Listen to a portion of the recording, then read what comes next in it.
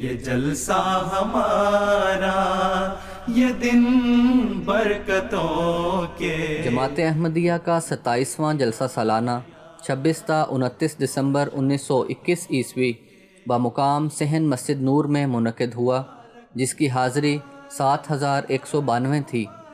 جلسے کے پہلے روز حضرت خلیفۃ المسیح الثانی رضی اللہ عنہ نے ایک شخص کے مرکزی نظام کے متعلق جلسہ گاہ میں نامناسب طریق پر شکایت کی تفصیل اور اس شکایت کا پس منظر بیان فرمایا۔